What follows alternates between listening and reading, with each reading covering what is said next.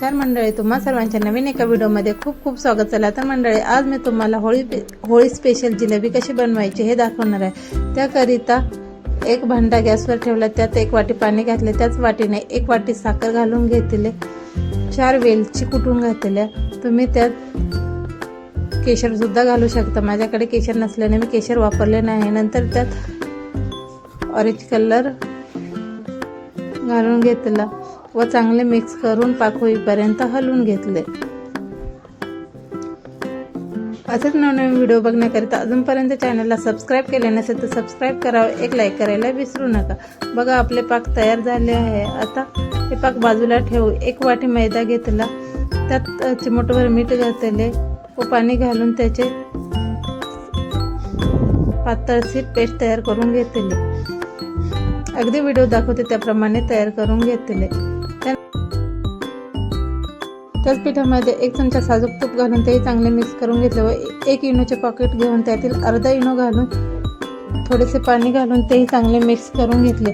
आपले बॅटर तयार झाले आहे. आता पायपिंग बॅग घेतली, त्यात तयार केलेले बॅटर घालून घेतले व खाली होल मारून घेतला. गॅसवर कढई ठेवली. कढई गरम झाल्यानंतर त्यात तेल घातले व ज्याप्रमाणे दाखवत आहे त्याप्रमाणे एक एक करून जिलेबी काढून घेतली. बघा किती सुंदर जिलेबी होत आहे आपली. अगदी चवीला सुंदर व अगदी हलवाई स्टाईल जिलेबी तयार होते.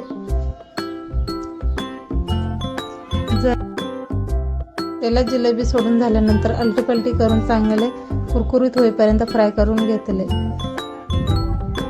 जिलेबी चांगली फ्राय झाल्यानंतर ते एका झाऱ्यावर काढून घेतले व तयार केलेल्या पाकामध्ये घालून घेतले.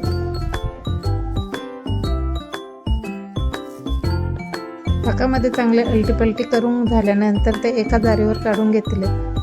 आपली जिलेबी तयार. दिसायला सुंदर, चवीला अप्रतिम व टेस्टी अशी जिलेबी तयार होते. एकदा नक्की ट्राय करा. एकदा बनवाल तर पुन्हा पुन्हा बनवून खाल अशी झटपट तयार होणारी घरच्या घरी जिलेबी.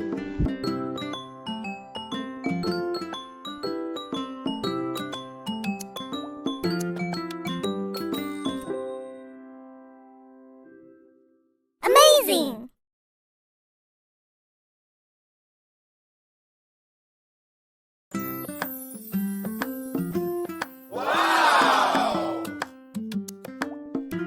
असेच घरच्या घरी कमी साहित्य वापरून झटपट तयार होणाऱ्या रेसिपी बघण्याकरिता अजूनपर्यंत चॅनलला सबस्क्राईब केले नसेल तर सबस्क्राईब करा, लाईक करा, शेअर करा, कमेंट्स करा. पुन्हा भेटूया अशाच नवीन व्हिडिओमध्ये. तोपर्यंत काळजी घ्या. बाय.